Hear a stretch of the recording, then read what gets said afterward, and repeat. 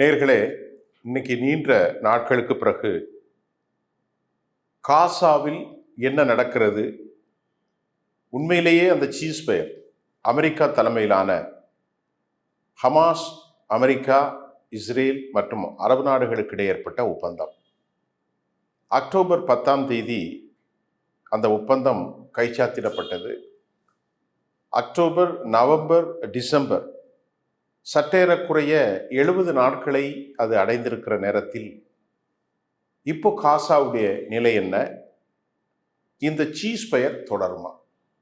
இதுக்கிடையில் அமெரிக்காவில் இருந்து வெளியாகிய அந்த தகவலில் Trump good unveil Gaza the piece council, அது மிக முக்கியமாக கவர்மெண்ட் சூன் அப்படிங்கிற செய்தியை இஸ்ரேலுடைய மீடியா சேனல் 12, ஹயாம் மற்றும் பல சேனல்கள் வெளியிட்டிருக்கிறது. அமெரிக்க பிரசிடென்ட் டொனால்ட் ட்ரம்ப் தலைமையிலான காசாவில் புதிய நிலைத்தன்மை கொண்ட ஒரு அரசு அல்லது ஒரு அமைப்பு நிறுவப்படும். இது காசாவினுடைய செயல் திட்டங்களை வடிவமைக்கும். காசா முழுமையாக டீமிலிட்டரைசேஷன், இராணுவம் இல்லாத, ஆயுதங்கள் இல்லாத மண்டலாக மாற்றுவதற்கு வில் டேக் ஆக்ஷன் ஷார்ட்லி. இது ஜனவரி 19ஆம் தேதியிலிருந்து அல்லது வரக்கூடிய ஆண்டு 2026 முதல் வாரம், 2வது 3வது வாரங்களில் இந்த பணிகள் மிக வேகம் எடுக்கப் போகிறது என்ற செய்திதான் அதுவாக இருக்கிறது. இதற்கிடையில் அமெரிக்க அதிபருக்கும் இஸ்ரேல் பிரதமர் பெஞ்சமின் நெதன்யாகுவுக்கும் இடையே ஒரு சிறிய ஃப்ரிக்ஷன், உராய்வு, மனத்தாங்கல், கருத்து வேறுபாடு ஏற்பட்டிருப்பதாகவும் கூட இஸ்ரேலுடைய சேனல் 12 அந்த கருத்தை தெரிவிக்கின்றது. இதற்கிடையிலே சர்வதேச படைகள் ஐநாவினுடைய தலைமையில் அனுமதி பெற்றாங்க. அதில் 15 நாடுகளில் 13 நாடுகள் அமெரிக்காவினுடைய அந்த டிராப்டை ஆதரித்து இப்போ அமெரிக்க தலைமையில் ஒரு கோலியேஷன் அரசு நிர்ணயிக்கப்படுகிறது. அதில் டொனால்ட் ட்ரம்ப் என்ன செய்ய போகிறான்னா, இந்த பீஸ் கவுன்சில் மூலம் காசாவை மறு உருவாக்க மண்டலமாக மாற்றுவதற்கும், காசாவினுடைய இடிபாடுகளை சரி செய்வதற்கும், பொருளாதார வல்லமை மற்றும் பல நிலைகளை உருவாக்குவதற்கு அவர் ஒரு ஃபோரத்தை நிர்ணயிக்கப் போகிறார் என்றும் சொல்லப்படுகிறது. இந்த பொருளாதார உருவாக்கத்தில் நடுநாயகமாக அமெரிக்காவுடைய பிரசிடென்ட் டொனால்ட் ட்ரம்ப் பதவி வகிப்பார் என்றும் சொல்லப்படுகிறது. அமெரிக்காவினுடைய இந்த பணியில் அரபுகள், யூரோப் நாடுகள், மத்திய கிழக்கு மற்றும் ஆஸ்திரேலியா, கனடா மற்றும் ஜெர்மன், பிரான்ஸ், இட்டலி எல்லா நாடுகளும் தங்கள் பங்குகளையும் அவர்கள் கொடுக்க போகிறார்கள் என்றும் சொல்லப்படுகின்றது. இதற்கிடையில் ஒரு புதிய ஆட்சி, ஹமாஸ் மற்றும் பல்வேறு இயக்கத்தை சேர்ந்தவர்கள் ஆயுதத்தை கைப்பற்றுவதற்கு அல்லது மௌனிப்பதற்கு டிஸ்ஆர்மிங் இந்த புரோகிராமை அமெரிக்கா வலுவாக செய்ய போகிறது. ஹமாஸினுடைய செய்தி தொடர்பாளர், அதாவது ஹாலித் மீசைல், அவர் என்ன சொல்றார் அப்படின்னு பார்த்தா, ஹலீத் மிசைலுடைய அந்த வாக்கு என்னன்னா, ஆயுதங்களை தற்காலிகமாக நாங்கள் மௌனிக்க போறோம், அதாவது ஆயுதங்களை குறைக்க போறோம். ஆனால் பெர்மனண்டா ஆயுதம் இல்லாமல் ஹமாஸ் ஒருபோதும் இருக்காது. Hamas have a right to protect our people. நாங்கள் இந்த மண்ணிலே உள்ளவர்கள், எங்க நாட்டை ஆள்றதுக்கு நீ அமெரிக்காவோ அல்லது யூரோப் யூனியனோ மறுபடியும் அவங்க யாரை கொண்டு வந்திருக்காங்கன்னா டோனி பிளேயரை கொண்டு வரலாம். இதையெல்லாம் நாங்கள் ஏற்றுக்கொள்ள மாட்டோம். ஒரு பலஸ்தீனத்தில் இருக்கக்கூடிய ஒரு ராஜ்யத்தை உருவாக்குங்கள், பரவாயில்லை. அது பலஸ்தீன் PLOவாக இருந்தாலும் பரவாயில்லை. அதை விடுத்து அமெரிக்க தலைமையில் எங்க நாட்டை உருவாக்குவதற்கு, அமெரிக்கா எங்க நாட்டை கைப்பற்றுவதற்கு, அமெரிக்கா மத்திய கிழக்கில் கூட்டாளிகளை உருவாக்கி கொண்டு டூரிஸ்ட் மண்டலமாக, சுற்றுலா மண்டலமாக எல்லாம் மாற்றுறதுக்கு நாங்கள் அனுமதிக்க போறதில்லை என்று ஒரு கருத்தை அவர்கள் வச்சிருக்கிறார். அதை போன்று Netanyahu, they expected to meet Trump on Monday. நாளை மறுநாள் அவர் அமெரிக்க அதிபரை சந்திக்க போகிறார். அந்த சந்திப்பில் expressing particular skepticisms about the proposals for Hamas disarmament and the separate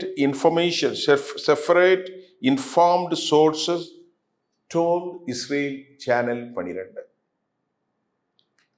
Benjamin நேதன்யாகும் யூதர்களுக்கும் ஆயுதங்கள் இல்லாத ஒரு பிரதேசமாக மாற்றி அவர்களை வலுவிழக்க செய்து அவர்களை நாட்டிலிருந்து வெளியேற்றி அதன் மூலமாக அமெரிக்கா தலைமையில் ஒரு கோலியேஷன் டீம் அங்கே உருவாக்குவதை போன்று உருவாக்கி பின்னொரு நாளில் அதை தாங்கள் கைப்பற்றுவதற்கு வசதியாகும்.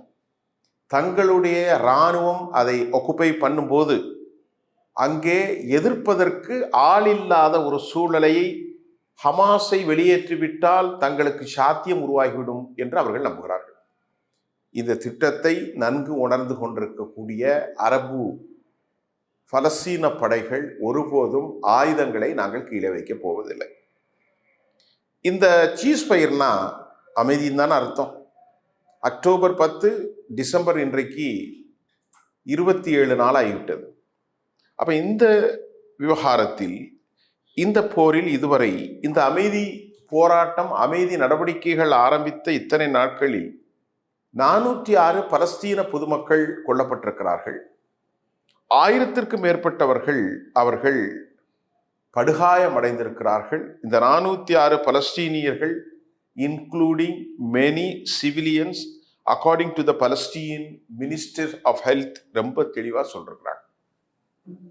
அப்போ ஒரு சீஸ்ஃபயர் என்றால் அந்த சீஸ்ஃபயர் என்பது அமைதியாகத்தான் இருக்க வேண்டுமே அல்லாமல் மீண்டும் படுகொலைகளை அரங்கேற்றது மட்டுமில்லாமல் அவர்கள் இந்த அநியாயத்தை தொடர்கிறார்கள் என்பது உறுதியாகி இருக்கிறது.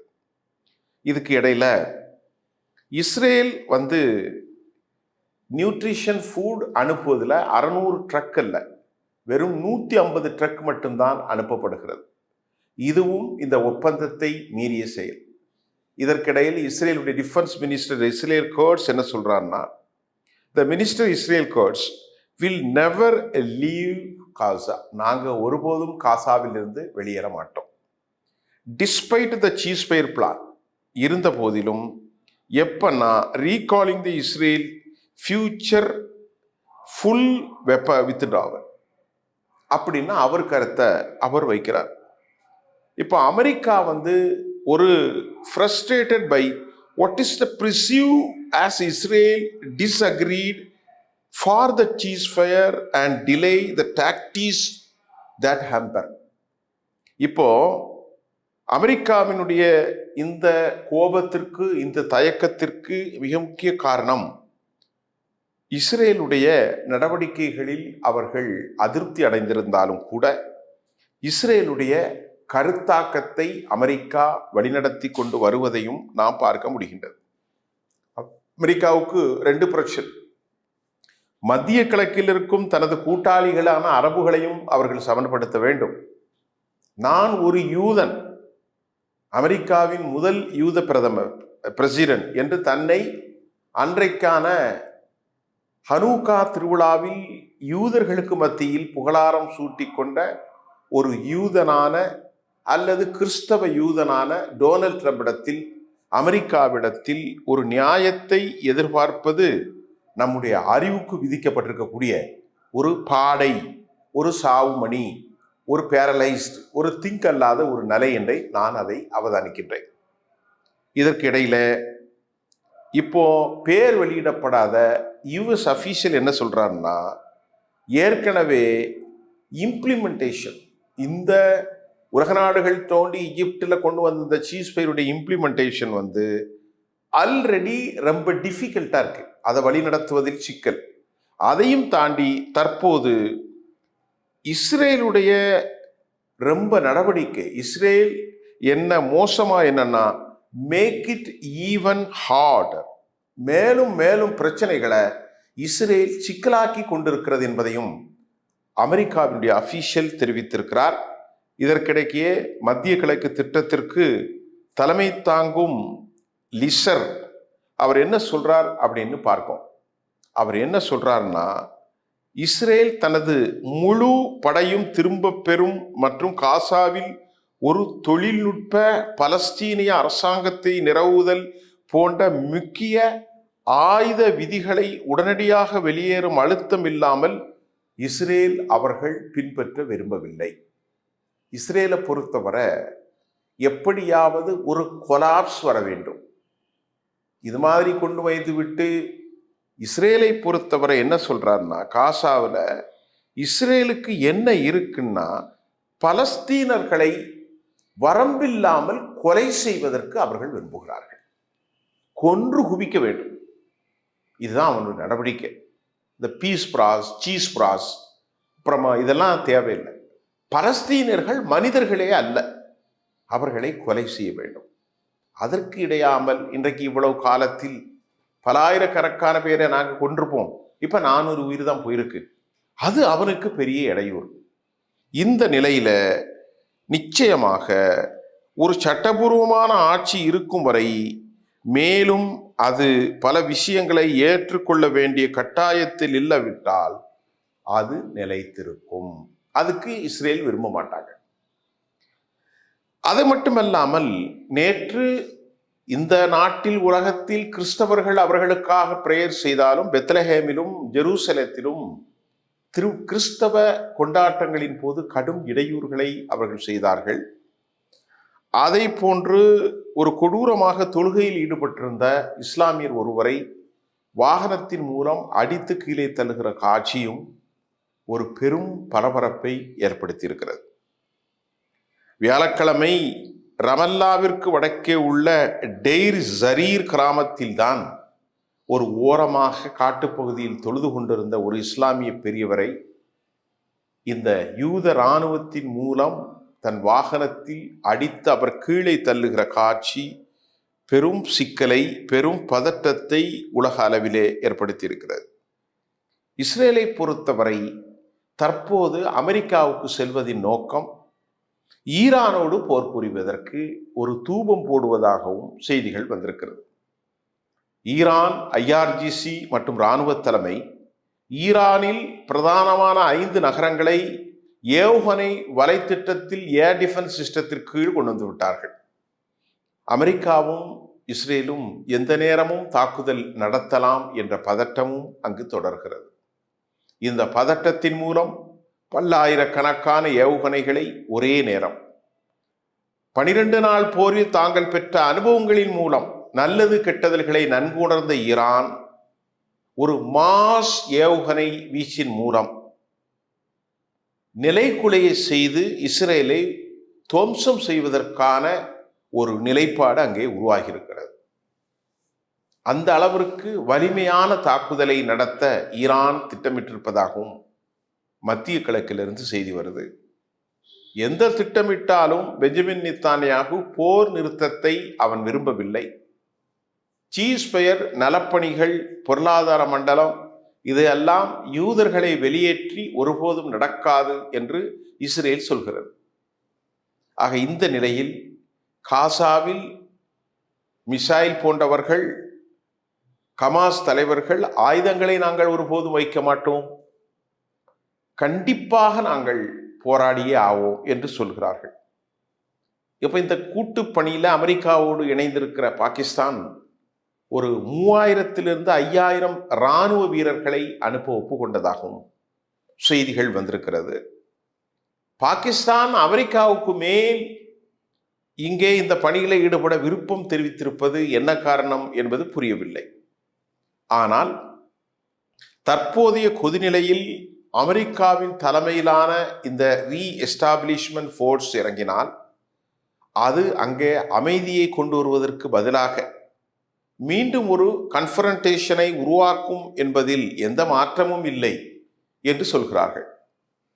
ஏனென்றால் அமெரிக்க தலைமையிலான அந்த படைகள் அதை போன்று வெளியேற மறுத்து 55 விழுக்காடு நிலப்பரப்பை தன் கையில் வைத்திருக்கிற இஸ்ரேலிய படைகள், டிஸ்ஆர்மன் என்று சொல்லக்கூடிய ஆயுதங்களை கீழே வைக்க மாட்டோம் என முரண் பிடிக்கும் ஹமாஸ், இப்போது அமைதி இன்னும் எத்தனை காலம் நிலைத்திருக்கும்?